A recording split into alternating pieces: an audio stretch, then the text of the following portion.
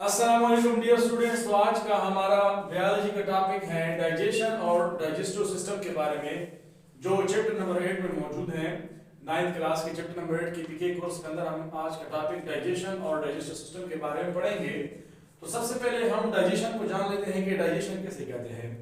तो इससे पहले आप एक बात ध्यान में रख लें कि जो हम खुराक खाते हैं वो खुराक हमेशा बड़े बड़े हिस्सों में होता है, यानी बड़े बड़े पार्टिकल्स की हालत में होता है। तो वो पार्टिकल डायरेक्टली तो हमारे बदन के अंदर हल नहीं होता, तो उस खुराक को हजम करने के लिए डाइजेशन का प्रोसेस इस्तेमाल होता है। तो असल में इस प्रोसेस में ये होता है जो हमारे पास लार्ज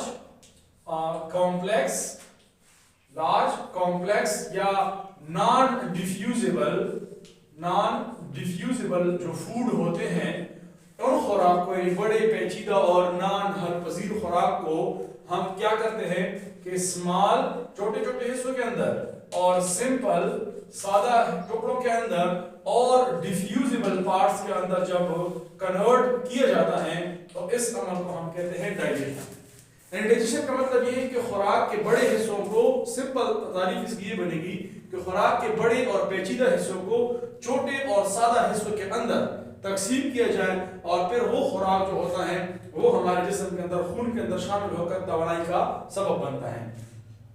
अब ये बात ध्यान में रख लें कि जो खुराक हम खाते हैं वो सब के सब खुराक हमारे जिस्म के अंदर हल नहीं होता, यानी उस खुराक का एक बड़ा हिस्सा जिस्म के अंदर डिफ्यूज हो जाता है, यानी वो डाइजेस्ट हो जाता है, लेकिन खुराक का एक छोटा जो हिस्सा होता है वो अनडाइजेस्टेडली बाहर बदन से इजेस्ट कर जाता है, यानी बाहर निकल जाता है। अब ये जो डाइजेशन का अमल होता है ये इतना आसान अमल नहीं है, इसके लिए एक पूरा प्रोसेस है जिसको हम डाइजेस्टिव सिस्टम कहते हैं। तो डाइजेस्टिव सिस्टम एक ऐसे अमल को कहते हैं कि जो खुराक हम खाते हैं वो खुराक किन किन स्टेजेस से होकर हमारे जिस्म के अंदर डाइजेस्ट होता है। तो सबसे पहले आप ये बात ज़हन में रख लें कि जो हमारे पास डाइजेस्टिव सिस्टम होता है वो बुनियादी तौर पर दो चीजों पर मुश्तमिल होता है, जिसमें से एक को हम कहते हैं एलिमेंट्री कैनाल और दूसरे को हम कहते हैं ग्लैंड्स। ग्लैंड्स अक्सर हमारे पास मैदे के अंदर या हमारे पास मुंह के अंदर भी ग्लैंड्स होते हैं जो मुख्तलिफ किस्म के काम करते हैं, और एलिमेंट्री कैनाल हमारे पास मुख्तलिफ स्टेजेस होते हैं, मुख्तलिफ किस्म के हमारे पास बॉडी पार्ट्स होते हैं जो इस सिस्टम के अंदर या इस प्रोसेस के डाइजेशन के अंदर इस्तेमाल होते हैं। तो डाइजेशन के अंदर जो सबसे पहला एलिमेंट्री पार्ट है हमारे पास उसको कहते हैं ओरल कैविटी। ओरल कैविटी का हमारे पास जो आसान भाषा में इसको हम मुंह भी कहते हैं, जिसको हम माउथ कहते हैं, और इसका दूसरा बायोलॉजिकल जो नेम है इसको बाज़ औक़ात लोग बकल कैविटी भी कहते हैं या बाज़ लोग ब्यूकल कैविटी भी कहते हैं। तो आप दोनों लफ्ज इस्तेमाल कर सकते हैं, बकल कैविटी या ब्यूकल कैविटी, जिसका दूसरा नाम ओरल कैविटी है। आम अल्फाज में हम इसको माउथ यानी मुंह कहते हैं। तो जब हम खुराक या खाना वगैरह शुरू करते हैं तो सबसे पहला जो हमारे पास बॉडी पार्ट इस्तेमाल होता है वो हमारे पास ओरल कैविटी यानी मुंह होता है। जब हम अपने मुंह के अंदर खुराक यानी कोई निवाला डालते हैं तो हमारे मुंह के अंदर इस ओरल कैविटी के 3 और पार्ट्स होते हैं, यानी ये खुराक मजीद 3 और पार्ट्स के अंदर डिवाइड हो जाता है। मिसाल के तौर पर ओरल कैविटी के अंदर एक हमारे पास पार्ट का नाम है टीथ। सबसे पहले हमारे मुंह के अंदर जो दांत होते हैं वो उस खुराक को छोटे छोटे पार्टिकल्स के अंदर तकसीम करता है। दूसरा हमारे पास जो ऑर्गन है उसको कहते हैं टंग, जिसको हम जबान कहते हैं, जबान भी इसी डाइजेशन के अंदर इस्तेमाल होती है। तीसरा हमारे पास है सैलिवरी ग्लैंड, जो सैलिवरी ग्लैंड भी इसके अंदर इस्तेमाल होते हैं। अब हम टीथ के ऊपर आते हैं कि टीथ क्या है। टीथ को हम उर्दू में दांत कहते हैं और इस टीथ को मजीद फिर 4 पार्ट्स के अंदर तकसीम किया हुआ है। आप यहाँ पे इसको देख भी सकते हैं। इसका फर्स्ट पार्ट को हम कहते हैं केनाइन। दूसरा जो हमारे पास होता है उसको कहते हैं मोलर। तीसरे को हम कहते हैं प्रीमोलर, और चौथा जो हमारे पास केनाइन, मोलर, प्रीमोलर, और हमारे पास एक और इसका पार्ट होता है जो हमारे पास चौथे नंबर पर मौजूद होता है, वो मैं आपको बता दूंगा। हमारे पास ये जो टीथ होता है ये भी डाइजेशन का काम हमारे मुंह के अंदर करता है। अच्छा, एक बात ध्यान में रख लें आप, जो केनाइन, मोलर, प्रीमोलर, हाँ इंसिजर इसको हम कहते हैं, जो हमारे पास जो फोर्थ पार्ट है जिसको हम इंसिजर्स कहते हैं, ये चारों जो हमारे पास होते हैं खुराक को छोटे छोटे पार्टिकल्स में तकसीम करते हैं, और इस अमल को हम मैकेनिकल डाइजेशन कहते हैं।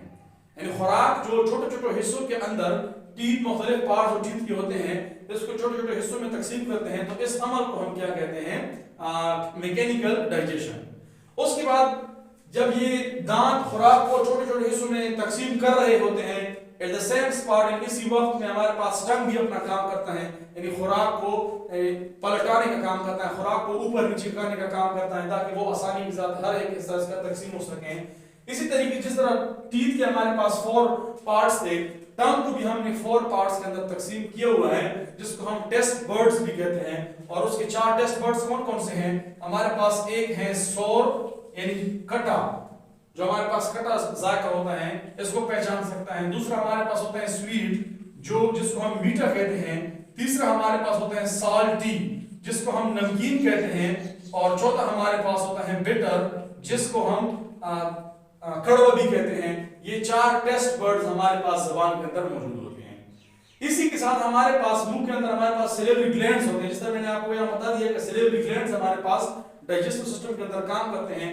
अब ये जो सिलेबरी ग्लैंड होते हैं, इनके अंदर हमारे पास सिलेबरी इमेलेस एंजाइम होता है। अब मैं आपको एक आसान सा फार्मूला बता दूं कि किसी लफ्ज के अंदर अगर बायोलॉजी के अंदर ASE के साथ उसका इख्तिताम हो, तो वो हमारे पास एंजाइम को जाहिर करेगा। तो यहाँ पे आप देख लें इमाइलेस, तो ये हमारे पास एक एंजाइम है सिलेबरी इमेलेस, जो तूक वगैरह को प्रोड्यूस करता है। और इसका काम क्या होता है कि जब टीथ और टंग खुराक को छोटे छोटे हिस्सों में तकसीम कर ले, तो वो उस खुराक को एक, हमारे पास जो टंग होता है वो उस खुराक को एक गेंद की शक्ल दे देते हैं। और उस गेंद को हम क्या कहते हैं? बोलस। यानी असल में गेंद तो नहीं होता, लेकिन गोल शक्ल दे देते हैं और फिर उसको नीचे धकेल देते हैं फेरेंक्स के अंदर। तो उस खुराक के गोल पार्टिकल को क्या नाम देंगे? बोलस नाम देंगे। जब कोई खुराक ओरल कैविटी के अंदर यानी मैकेनिकल डाइजेशन उसके अंदर हो जाए, और यहाँ पे हमारे पास एक बात ध्यान रखना कि जो सिलेबरी ग्लैंड होता है, इसके अंदर हमारे पास हाफ यानी पार्शियल केमिकल डाइजेशन होता है। जबकि टीथ जो था वो मैकेनिकल डाइजेशन का काम करता था, और सिलेबरी ग्लैंड हमारे पास पार्शियल यानी आधा केमिकल डाइजेशन यहाँ पे कर लेगा और इस बोलस को शिफ्ट कर देगा फेरनेक्स के अंदर। अब फेरनेक्स क्या चीज है? फेरनेक्स हमारे पास ओरल कैविटी के बाद नीचे आने वाला एक ऑर्गन है, जो हमारे पास डाइजेस्टिव सिस्टम के अंदर इस्तेमाल होता है। एक और बात कि एक वाहिद ऐसा ऑर्गन है कि जो डाइजेस्टिव सिस्टम के अंदर भी इस्तेमाल होता है और साथ ही साथ रेस्पिरेटरी सिस्टम के अंदर भी इस्तेमाल होता है। अब ये इसकी शक्ल हमारे पास कौन शेप्ड होती है? इसकी शक्ल हमारे पास कोन की तरह होती है। कौन शेप्ड ऑर्गन है जो हमारे पास खुराक को रिसीव करता है ओरल कैविटी से। जब एक दफा खुराक फेरेंक्स के अंदर आ जाए और फिर फेरेंक्स उसको एसोफेगस तक शिफ्ट करते हैं, तो यहां तक तो हमारे पास जो एक्शन था उसको कहते हैं हम वॉलंटरी एक्शन, वो हमारे कंट्रोल में था। यानी हम खुराक हमारी हम अपनी मर्जी से खा सकते थे, लेकिन एक दफा फेरेंक्स के अंदर खुराक चला जाए या एसोफेगस के अंदर चला जाए, तो फिर वो खुराक हमारे कंट्रोल में नहीं होता। उसको फिर हम कहेंगे रिफ्लेक्स एक्शन, तो ऑटोमेटिकली हमारे पास मैदे के अंदर जाएगा। तो उसके बाद फेरेंक्स के बाद खुराक चला जाता है एसोफेगस के अंदर।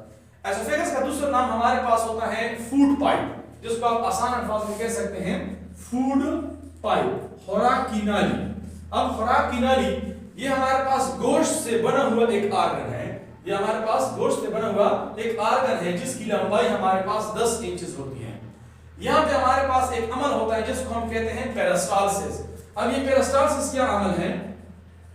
पेरिस्टालसिस हमारे पास उस अमल को कहते हैं कि जब खुराक ऊपर से फेरेंक्स से नीचे आ रहा है, मैदे की तरफ दरमियान में हमारे पास एसोफेगस मौजूद है, तो वेव लाइक स्ट्रक्चर बनाता है। यानी अगर मिसाल के तौर पर हमारे पास ये एक एसोफेगस है और खुराक ऊपर से यहाँ तक आ गया, तो इसकी शक्ल हमारे पास किस तरह हो जाती है? यानी थोड़ी बाहर की तरफ निकल जाती है, इस तरफ से भी और इस तरफ से। हमारे पास खुराक आ रहा है, फिर नीचे से हमारे पास ये फिर तंग है, जब खुराक यहाँ पहुंच जाता है तो फिर हमारे पास ये थोड़ा बाहर की तरफ और ये थोड़ा बाहर की तरफ, यानी वेव लाइक स्ट्रक्चर इसकी बनती है और खुराक आहिस्ता आहिस्ता नीचे मैदे की तरफ चला जाता है। जब खुराक मैदे की तरफ चला जाता है तो यहाँ पे एक पॉइंट ऑफ ध्यान रखिए। मिसाल के तौर पर हमारे पास ये एक मैदा है, हमारे पास एक मैदा है और मैदा हमारे पास ऊपर से कनेक्ट है एसोफेगस के साथ और नीचे से कनेक्ट है स्मॉल इंटेस्टाइन के साथ। तो यहाँ पे आप एक पॉइंट ध्यान में रखें कि ऊपर से हमारे पास एसोफेगस आ रहा है और जहां जिस पॉइंट के ऊपर ये मैदे के साथ कनेक्ट होता है, यहाँ पे एक हमारे पास वाल्व भी आप कह सकते हैं, या हमारे पास जिसको हम स्फेंक्टर कहते हैं, एक स्फेंक्टर मौजूद होता है जिसका नाम हमारे पास होता है कार्डियक स्फेंक्टर। कार्डियक स्फेंक्टर मौजूद होता है कि जिसका काम क्या है कि जो खुराक एसोफेगस से मैदे के अंदर आ गया, अब मैदे से वापस वो खुराक नहीं जा सकता। यानी ये स्फेंक्टर का काम ये है कि बैकवर्ड फ्लो ऑफ फूड को ये रोकना है ताकि मैदे से जो खुराक वापस एसोफेगस के अंदर ना चला जाए। तो अब यहाँ पे स्फिंक्टर तो मौजूद हो गया, अब खुराक नीचे मैदे के अंदर आ गया। मैदे के अंदर हमारे पास गैस्ट्रिक ग्लैंड्स होते हैं। जिस तरह मैंने आपको ऊपर बता दिया कि हमारे पास डाइजेस्टिव जो सिस्टम था उसके अंदर ग्लैंड्स मौजूद होते हैं, और उन ग्लैंड का क्या नाम था? एक तो हमारे पास सिलेवरी ग्लैंड्स थे, दूसरा हमारे पास है गैस्ट्रिक ग्लैंड्स। अब इन गैस्ट्रिक ग्लैंड्स के अंदर हमारे पास तीन चीजें होती हैं, लेकिन उससे पहले आप थोड़ा मैदे के ऊपर थोड़े इसकी इंट्रोडक्शन भी सुन लें। मैदा असल में पियर शेप्ड यानी नाशपाती की शक्ल की तरह होता है। इसका जो हमारे पास रंग होता है वो ब्राउन, तकरीबन यानी रेडिश ब्राउन इसका रंग होता है, और इसको हम सेक लाइक स्ट्रक्चर भी कहते हैं। सेक लाइक यानी सेक कहते हैं तेली को, तेली की तरह इसकी शक्ल होती है, और इसकी जो हमारे पास चौड़ाई होती है अंदर से वो 6 इंच की होती है, और इसकी जो लंबाई होती है वो हमारे पास 12 इंच की होती है। तो अब हम इसकी ग्लैंड्स के ऊपर आते हैं कि गैस्ट्रिक ग्लैंड जो हमारे पास होता है उसके अंदर तीन चीजें होती हैं। एक तो वो गैस्ट्रिक म्यूकस जिसको आप कह सकते हैं, यानी गैस्ट्रिक जूस प्रोड्यूस करेगा, और उस गैस्ट्रिक जूस के अंदर एक म्यूकस होगा जिसको हम बलगम भी कहते हैं। दूसरा हमारे पास HCl होगा यानी तेजाब जिसको हम कहते हैं, या हाइड्रोक्लोरिक एसिड जिसको हम कहते हैं। तीसरा हमारे पास पेप्सिनोजेन होगा। अब ये पेप्सिनोजेन क्या है? ये एक एंजाइम है जो इनएक्टिव हालत में है, जो इनएक्टिव हालत में यानी अभी काम के काबिल नहीं होता, लेकिन जब HCl आ जाए और पेप्सिनोजेन के ऊपर रिएक्शन कर ले तो HCl पेप्सिनोजेन को पेप्सिन में कन्वर्ट कर देगा, और पेप्सिन जो हमारे पास होता है उसका काम क्या होगा कि वो प्रोटीन को डाइजेस्ट करेगा, प्रोटीन को डाइजेस्ट करके उससे एनर्जी को लेगा। यानी इसका मतलब ये कि पेप्सिनोजेन जो है वो हमारे पास पहले पेप्सिन में कन्वर्ट होता है, और फिर जो पेप्सिन होता है वो प्रोटीन को कन्वर्ट करता है। HCl का काम क्या हुआ कि HCl जो है वो पेप्सिनोजेन को पेप्सिन में कन्वर्ट करता है। और म्यूकस का काम क्या है? म्यूकस का बहुत जबरदस्त काम होता है। वो कैसे कि जो हमारे पास स्टमक वॉल्स होते हैं, स्टमक के अंदर वाली दीवार जिसको हम खलवी दीवार भी कहते हैं, वो इसके ऊपर चिमट जाते हैं, और HCl के नुकसान से अंदर के वाल्स, स्टमक के जो अंदर वाले वाल्स होते हैं उसको बचाते हैं। और अब यहाँ पे क्या होता है कि जब यानी ये सारे अपने अपना काम कर लें तो मैदा जो होता है वो उस खुराक को इतना छोटा छोटा हिस्सों में तकसीम कर लेता है, तो इससे एक सूप लाइक स्ट्रक्चर बन जाती है, सूप लाइक स्ट्रक्चर बन जाती है जिसको हम काइम कहते हैं, जिसको हम काइम कहते हैं। अब ये वाला जो काइम होगा वो आएगा नीचे स्मॉल इंटेस्टाइन के अंदर। अब जिस तरह मैंने आपको ऊपर बता दिया कि एसोफेगस और जो हमारे पास स्टमक था उनके दरमियान एक स्फिंक्टर था जिसका नाम था कार्डियक स्फिंक्टर। इसी तरीके से स्टमक जहां पे खत्म हो जाए और जहां से स्मॉल इंटेस्टाइन शुरू हो जाए, यहां पे भी एक स्फिंक्टर होता है जिसको हम कहते हैं पाइलोरिक स्फिंक्टर, जिसको हम कहते हैं पाइलोरिक स्फिंक्टर। अब इसका भी वही काम है कि एक दफा जो खुराक स्मॉल इंटेस्टाइन के अंदर चला जाए तो उसकी बैकवर्ड फ्लो स्टमक के अंदर वो पाइलोरिक स्फिंक्टर उसको रोकती है। अब खुराक आ गया स्मॉल इंटेस्टाइन के अंदर। स्मॉल इंटेस्टाइन का जो सबसे पहला वाला पार्ट होता है जो डायरेक्टली स्टमक के साथ कनेक्ट होता है उसको हम कहते हैं ड्यूडिनम। यानी हमारे पास स्मॉल इंटेस्टाइन तीन हिस्सों के अंदर तकसीम किया गया है, ड्यूडिनम, जेजुनम और इलियम। जो ड्यूडिनम हमारे पास होता है वो डायरेक्टली स्टमक के साथ कनेक्ट होता है। अब ड्यूडिनम की हमारे पास जो लंबाई होती है वो 12 इंच की होती है।